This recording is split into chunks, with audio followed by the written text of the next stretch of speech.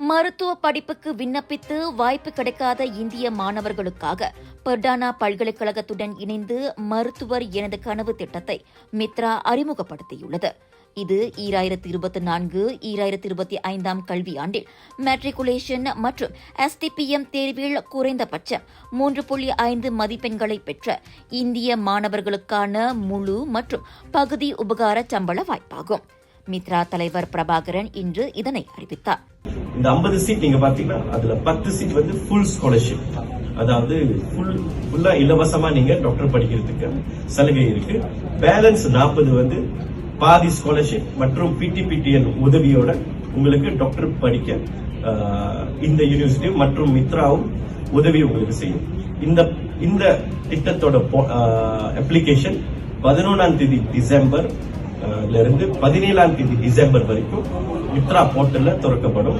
நீங்க இந்த திட்டத்துக்கு நீங்க அப்ளை பண்ணி நீங்க ஒரு மாணவ மாணவிகளா இருந்தாலோ இல்ல உங்களோட பிள்ளைங்க மெட்ரிகுலேஷன் முடிச்சு டாக்டர் சீட் கிடைக்காம அரசாங்கம் மூலியமா கிடைக்காம இருந்தா மித்ரா மூலியமா நீங்க இந்த வாய்ப்பை பெறலாம்.